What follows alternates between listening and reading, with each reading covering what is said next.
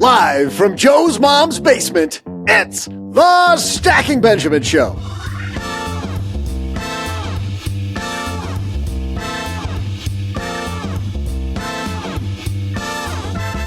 In our headline segment, we have a headline that's a shocker.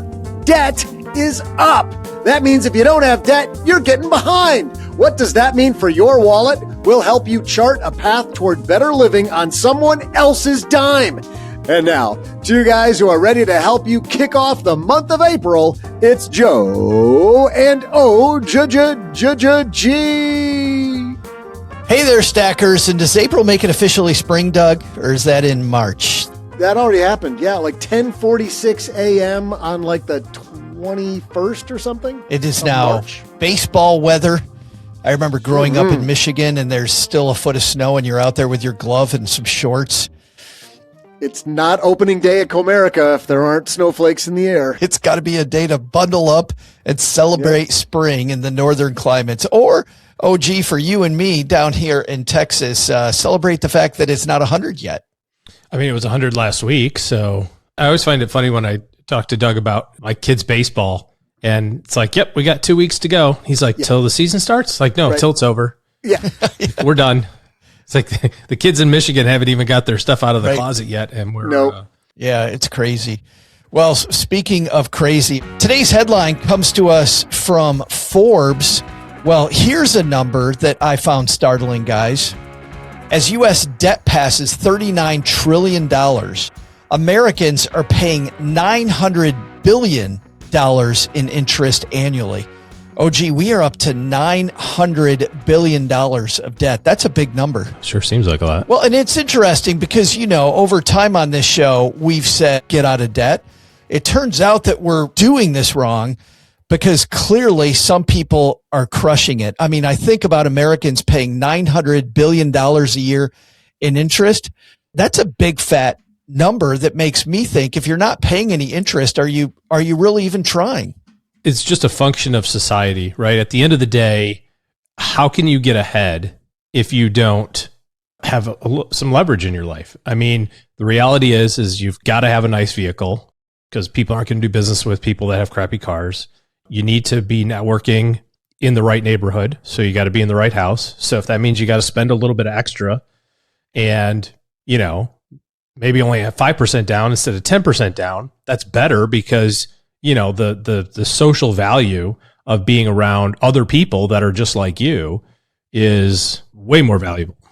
Well, and we've talked about conserve your cash for other stuff, right? I mean, clearly, if cash is king, we want that cash deployable at a later date. Doug? Yeah. And I mean, now you're in the nicer neighborhood driving the cars. Those neighbors have expectations that you're going to be out eating at a fairly decent restaurant, like on a Tuesday or a Thursday, and you can't say no to that. I mean, that's like, this is all, you're just building social capital, which leads to bigger, better jobs, opportunities. Like it's just, it's another form of investment. Country club. I don't think we give that enough credence here on the show. How do you get an invite to the good club in town if you're not in the neighborhood with the people? And the way that you do business with people at the club is by being at the club. You know what I mean? So like tennis, golf, whatever, you need to be around. You got to, I mean, it sounds really trite to say, but you got to buy access. And that's really what you're doing. That's not trite. That's just the way the world works. I mean, another perfect example, schools, right? Yeah. I guess there are people out there who can go to a state school and, you know, whatever, that's totally fine. But if you just look at like how your career can progress, private school is clearly the solution, even if it causes you to have a little bit of student loan debt. And we don't mean to be offensive to people that went to public in-state universities or a 2-year college or that didn't even attend college. Yeah. It's just the reality is like you have a different path and it's going to be a lot harder. Yeah, it is going to be the struggle bus, especially, I mean, when we're looking at $900 billion of debt that Americans have been able to pile up. And in a lot of cases, you know, when we've surveyed the Stacking Benjamins audience, we haven't done a lot of it. Like, I feel like we're a little bit behind this curve. I mean, I even look at the IRS in this piece from Forbes. Listen to this. 39% of every tax dollar that you put away, that goes toward interest. I mean, it makes me feel like if it's 39 cents of every dollar going to pay interest on former debt, it's like Uncle Sam's basically running this giant rewards program. And there's some synergy there too, right? So if you like look at when you're applying for a mortgage, what does the bank say you should have? They recommend that you have 36% of your household income is for debt payments. And that's really scientifically based on, obviously it's using some government data like you're talking about, but it's also like that is the amount that balances out like your need for the future, but also, consumption today. And then looking at it from the perspective of like, how do you really optimize all of the dollars that you have? And if you get to that, 35, 36% number, like the bank suggests, if you go in for a mortgage and you go, hey, I make $100,000 a year, right? The bank's going to say all of your debt should equal 36,000. Like that's the goal. I mean, some banks, some of the more, forward thinking ones go up to 42%. So they'll say, hey, all of your debt, maybe your house is $36K a year, but then you've got a $6,000 car payment, $500 a month, totally reasonable. And, so now you're at 42. That's really what the banking people have identified as really the most optimal. We talk a lot about using mathematics on the show, and I think this is where the math becomes important to really optimize. Doug? Right. Well, two things. One, when you're going for a mortgage, you're going to hear an acronym used called DTI. That's what OG was just talking about, debt to income. Yeah. So I just, want you guys to all be prepared when you apply for a mortgage. They'll ask about your DTI. And like OG said, you want that really between 36 and 42. And a great analogy for that, and I worked in the mortgage industry for a little while, and we would use this frequently with people who were applying for loans, is, on a sports car, on a really high performance sports car, they say the engine is the most efficient. You're getting the most power to weight ratio out of that vehicle when the tachometer is at red line. Like you want it's like right before it, like probably 8,000 RPM. Stick with the analogy. You just want it max right at the edge. Yeah, right at That's the edge. kind of what they're looking for is the optimal financial situation. Yeah, that's the gas, that's the right combustion, all the stuff. I'm actually finding it a little humorous and pretty amazing that Doug, who normally plays the part of the everyman on the show, and Wednesday's our day for mentors, like Doug's really stepping up to the mic on this one. We're in my wheelhouse now. Yeah. Yeah. Well, and like anything, we talked on Monday about you don't want to be emotional about your investing plan. You should work through those emotions and instead use systems. We're going to do the same thing here on Wednesday. Not only do we hear on Wednesday from the most brilliant mentors, people like Bola, or last week, our stock market maestros, Claire and Lee, but today we are rolling out your systematic debt building plan. Because if you feel behind on this, I don't think there's anything to worry about. I think we can get you started in the right way. And the first thing, OG, that we identified as we were building this, I think it's important to start small, but not too small. Like carry a balance on your credit card. And second, ignore the 0% offers because those are for amateurs. And that's kind of 101 stuff. I think really as you're looking at more is esoteric the right word here, Doug? Yeah, I think it might be. Yeah. It might be. Let me finish it and then you can come back and judge. Sure.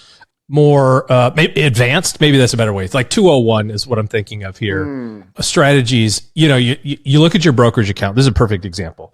So let's say that you got a brokerage account, it's got 100K in it. And we know for a fact that, over long periods of time, that's going to grow at 10% a year, right? That's the number that we put in. Statistically, if you invest $200,000, right, you're going to have a better return than the guy that has 100. Everybody understands that completely, right? If I have 200,000 in my account and Joe has 100,000 in his, we run it out for the next 30 years, I'm going to have more money. So the question is, how do you get that other 100? Well, the great news is that Schwab or Fidelity or whoever will give that 100,000 to you as a loan. Basically, it's called margin, and you can refinance this different ways, but it's a fantastic way to, basically double your market exposure. There's a little interest, which is totally fine, but you already know on the back end, hey, 200K is better than 100. So people ask me a lot. They like, what are the 1% do? This is it. This is one of those things. It's 100% it. Yeah. Other people's money. OPM. Yeah, I was going to bring that up because that's a phrase that I remember being really confused about as I was just getting acquainted with personal finance. And it used to sound like such a bad thing. Like, it doesn't sound nice to use other people's money. Now I get it. Like, that's the goal. 100%. Use as much other people's Don't money use as yours. Use other people's. Right. Exactly. Yeah. Well, and I think you bring up another important point, which is you don't just want credit card debt because, again, more rookie stuff there. OG. Well, it's concentrated risk. You don't want that. Absolutely. You need to stay diversified. So not just credit cards, but car loans, personal loans. And then when you're getting emotional, don't get emotional. Use buy now, pay later so that you can extend the feelings over a longer period of time. So here's the problem, though, with buy now, pay later is most of that stuff doesn't actually come with interest. It's like layaway. So it's like it gives you the feeling of having debt, but not actually, having to pay for it. I'll give you a great example. I bought a bike trainer thing for this race we talked about that I'm doing. And it was $600 and it said, okay, you can pay $600 right now. Of course, charge that minimum payment. Then you've got interest, which is good. We've talked about, or you can do the buy now, pay later. And it's $200 a month for 3 months. Well, that's just layaway. That's not interest at all. That's defeating the purpose. So be careful with buy now, pay later because it doesn't really function the way that you think it does. Step 3 on our list is you got to grab those premium interest rates. I mean, you hear the word upgrade a ton in our economy. And I think this is the place where you need to focus on premium because low interest rates, embarrassing. Store cards, 29%, bam. Cash advances, bam. Late fees, like those are bonus multipliers, bam. Well, you talked about a credit card rewards program, that the government is running basically. And I know that was a little tongue in cheek, but if you look at how many points you can get from let's say a cash advance, right? It's like you could go charge something, which is fine. Or, you could, if you've got to use cash, don't use cash from your bank account. You don't get any points for that. Give them your Amex card. They're like, hey, front of the line for this guy. But instead of taking money out of your bank, so cash flow, right? Cash is king. Again, your cash is king. You use other people's money. There's Doug's favorite new quote. Use Amex and you go, hey, I need cash for this thing. Don't take it out of my bank account. Use this credit card. You get points. You get to pay interest. You're moving up the ladder in terms of like how Amex looks at you. It's just like a triple win. Don't underrepresent the value, again, back to social capital, of what other people think when you pull that silver or black card out of your wallet. Oh, yeah, no. How badass is that? I think that's a great place to wrap this up, guys, because we opened with this. You're not just missing out financially, you're missing out socially if you're not helping the country build this stack of debt. I mean, you're at a party. Everybody's talking about my interest is at $24.99. So is yours. I just rolled my debt into a HELOC. How many times have you heard about that? Yeah. So have you. People always bragging about those great things they did. And now you can say my minimum payment's bigger than my rent. Imagine if you don't do this. You're standing there like, well, I pay my balance in full.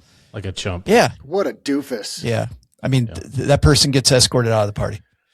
I feel like debt is like concert tickets. Like if you didn't overpay, we're even there. Mm-hmm. I'll link to this piece about how the U.S. is building debt, and you can too, on our show notes at Stack. It doesn't say in the piece you can too. I think that's what we were able to successfully add to it. Just that's the value we're here to add. Yeah, we connect the dots. Yes. I think it's important to start small, but not too small. Like carry a balance on your credit card, ignore the 0% offers because I can't do that. Don't use cash from your bank account. You don't get any points for that. Go to the bank, give them your Amex card, premium product. See what I did there? So they go, oh, front of the line for this guy. And